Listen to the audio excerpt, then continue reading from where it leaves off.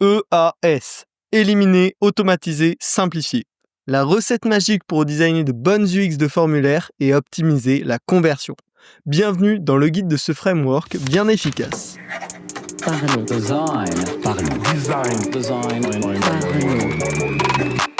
La saison 8 de Parlons Design est sponsorisée par User Testing, la solution de collecte de retours utilisateurs et d'insight clean.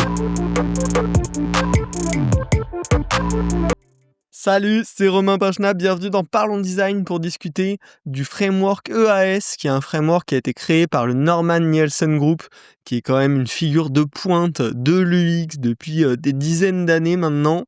Et donc ce framework EAS, c'est un framework d'optimisation des formulaires. Et les formulaires, clairement, ils sont omniprésents dans les expériences web. C'est un point de passage obligé de tout produit digital. Ça peut prendre plein de formes. Bien évidemment, le traditionnel formulaire de contact, mais également un formulaire, c'est pour publier un message sur une plateforme sociale. Ça n'a pas une tête de formulaire standard, mais c'est pour autant clairement un formulaire. Un formulaire pour discuter avec une IA, un formulaire pour partager une vidéo ou un média, un formulaire pour réserver une place dans un restaurant ou chez un coiffeur, etc., etc. Bref, les formulaires sont vraiment omniprésents dans l'expérience numérique. Son but finalement, si on le résume, c'est qu'un utilisateur, il a un besoin, pour le compléter, on a besoin d'informations pour déclencher une action. Et donc le formulaire, c'est cette étape de collecte d'informations pour permettre à l'utilisateur de réaliser son besoin. Enfin, en tout cas, qu'on puisse réaliser le besoin de l'utilisateur à sa place grâce à ces informations. Mais la saisie de cette information, finalement, ça devient le coût de l'action. Plus on va demander d'informations à l'utilisateur, plus la réalisation de son besoin va lui prendre du temps, de l'énergie, et donc va potentiellement être une expérience moins bonne. Donc en minimisant ce coût de saisie de l'information pour l'utilisateur, on vient améliorer l'expérience, et ce qui veut souvent dire augmenter la conversion, augmenter la satisfaction utilisateur. Alors cette méthode EAS, elle est très simple et elle se retient très bien. E pour éliminer ce qui peut l'être, A pour automatiser ce qui n'a pas pu être éliminé, et S pour simplifier ce qu'il reste. Et on va se pencher dans ces 3 étapes. La première, éliminer.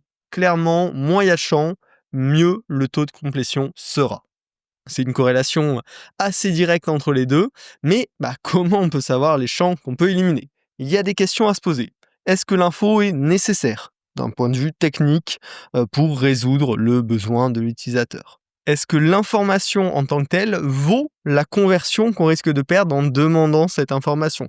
Il y a plein d'informations qu'on souhaite utiliser qui pourront être utiles à un moment de l'expérience ou à un autre, mais rajouter du coup ce champ, cette demande-là, ça va nous faire perdre de la conversion, dégrader l'expérience utilisateur. Est-ce que la valeur qu'on a de récupérer cette information vaut le coût de perte en conversion qu'on va avoir?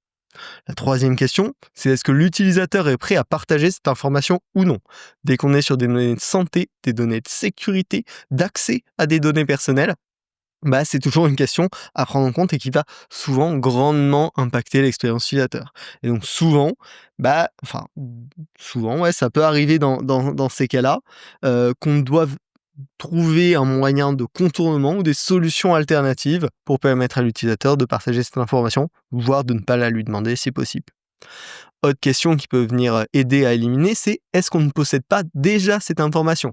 Plus un produit est grand, plus on collecte d'informations à des produits variés, et pas mal de produits vont tomber dans ce piège de demander la même information plusieurs fois. Donc toujours se demander, est-ce qu'on l'a pas déjà demandé ailleurs? Si oui, est-ce qu'on l'a stocké? Et si oui, est-ce qu'on peut la récupérer au lieu de redemander à nouveau l'information à l'utilisateur? Et enfin, la dernière question, est-ce que ça doit être demandé maintenant? Oui, une information peut vous être utile, peut vous être nécessaire, mais est-ce qu'elle doit être demandée à la première étape du form?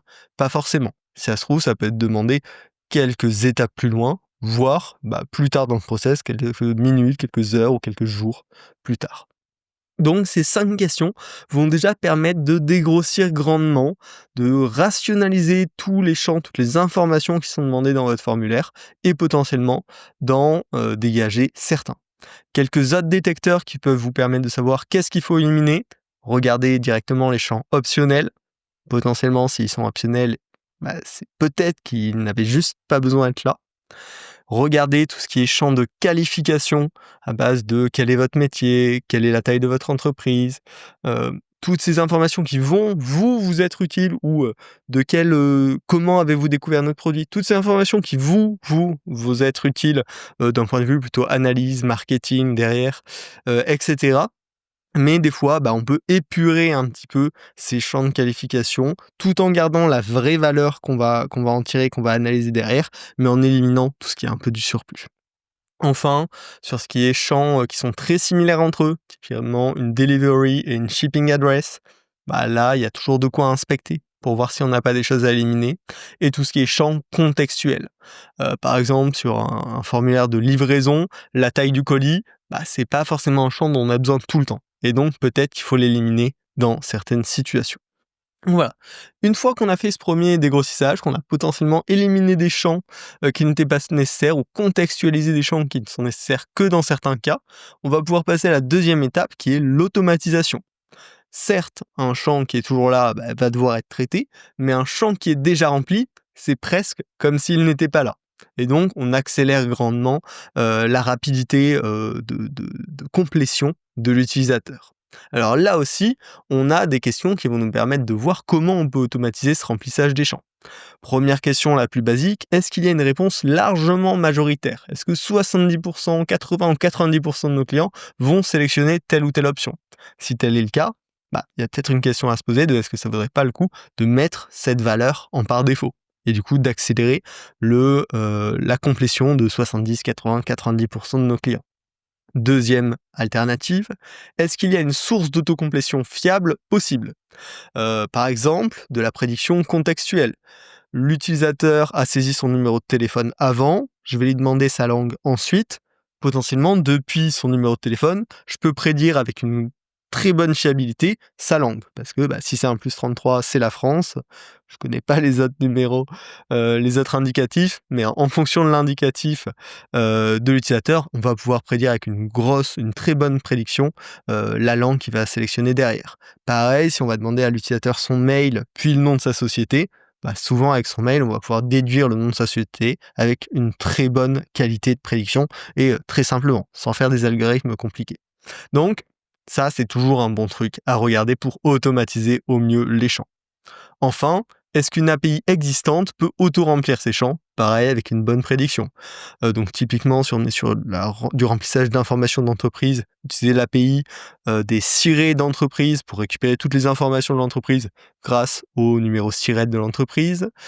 Si on veut auto-remplir des posts, des données sociales, des photos, en utilisant l'API des réseaux sociaux ou des sign in with, donc sign in with Google, sign in with Apple, sign in with Facebook, etc., etc. Souvent, on va pouvoir récupérer pas mal d'informations et donc accélérer encore une fois le remplissage des champs côté utilisateur. Et enfin, on revient à une question qu'on a déjà citée dans la suppression, mais est-ce que j'ai déjà la donnée? Des fois, on possède déjà la donnée, pour autant, on veut permettre à l'utilisateur de l'éditer ou de la revalider. Et donc, ça peut être tout à fait le cas d'avoir une autocomplétion. On a déjà la valeur qu'on connaît de l'utilisateur, tout en lui laissant la possibilité de l'éditer. Alors là aussi, on a pas mal de détecteurs qui vont nous permettre de savoir si c'est possible d'automatiser tout ce qui est localisation, tout ce qui est langue, tout ce qui est information générale de profil. C'est souvent des choses qu'on va pouvoir soit détecter, soit trouver dans nos bases de données, soit on va avoir une réponse très majoritaire de la part de nos clients. Et donc, on peut trouver de bonnes solutions pour les automatiser. Enfin, une fois qu'on a fait cette étape d'élimination puis d'automatisation, on va se retrouver sur la dernière, la simplification des champs qui nous restent. Forcément, on va essayer de fluidifier la complétion des champs qui sont inévitables. Donc, on va avoir tout ce qui est autocomplétion de la saisie du client. Donc, quand il va commencer à taper, lui proposer des suggestions ou utiliser les autocomplétions mobiles notamment sur le nom, le prénom, l'adresse email, le numéro de téléphone, toutes ces choses que les téléphones gèrent bien si on s'assure de bien les gérer côté technique. Est-ce que, bien sûr, j'ai un champ plus simple d'usage qu'un simple champ texte? Donc ça va passer par l'ajustement du clavier, notamment afficher un clavier de pour saisir des numéros de téléphone quand on va demander un numéro de téléphone, pour saisir un email quand on va demander un email, proposer aussi potentiellement des accélérateurs de remplissage, notamment pour l'email, on voit régulièrement des touches qui sont rajoutées sur le clavier pour mettre un @gmail.com ou un @icloud.com au lieu de demander à l'utilisateur de le taper. Il y a plein de solutions autour de ça. Tout ce qui est template de format, si on demande de saisir un code, un numéro de téléphone, un code de carte bancaire, de bien montrer explicitement le format qui est attendu et de reformater automatiquement la saisie de l'utilisateur.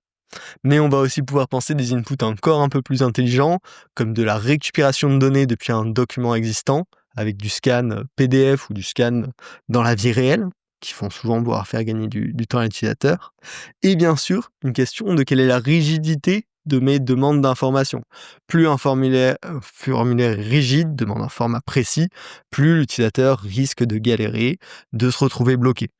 Donc, est-ce qu'on peut comprendre du langage naturel de l'utilisateur? Est-ce qu'on peut interpréter 15 formats de téléphone différents ou non?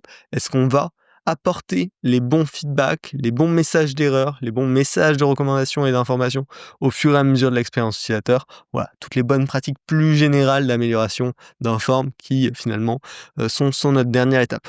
Il y a des épisodes dédiés à ça sur le podcast, donc on va pas aller en profondeur là-dessus, mais j'essaierai de vous mettre les liens en description pour pouvoir creuser ces sujets. En conclusion, ce framework EAS, éliminer, automatiser, simplifier, c'est une règle très simple à garder en tête, qu'on peut s'appliquer dès qu'on travaille sur un formulaire de tout type. Donc moi, j'ai essayé de l'apprendre par cœur. C'est pour ça que je voulais répéter beaucoup dans ce podcast. EAS, éliminer, automatiser, simplifier. Ça s'applique presque à tout ce qu'on fait. Et donc garder cette mentalité, clairement, va nous aider à créer des interfaces simples d'usage, efficaces pour le client et qui derrière apportent un beau taux de conversion. Donc c'est aussi du bénéfice pour le business et pour le produit au global. Voilà. Bien sûr, cet article se basait sur l'article initial du Norman Nielsen Group. Donc le lien sera dans les notes du podcast. Si vous voulez recevoir toutes ces ressources trop cool en avance, avant qu'on en parle dans le podcast, j'ai une petite newsletter qui s'appelle Partageons Design, qui est disponible sous format mail et sous format flux RSS, dans lequel je vous partage les meilleurs articles ou vidéos ou podcasts sur lesquels je tombe autour du product design au global. Donc n'hésitez pas, l'article du Norman Nielsen Group a été partagé il y a plusieurs semaines de cela, donc vous aurez pu le lire en avance, en tout cas l'avoir dans votre feed en avance. Voilà, pareil, le lien est en description du podcast. Et puis nous, on se retrouve la semaine prochaine pour un nouvel épisode. Salut. Parlons design.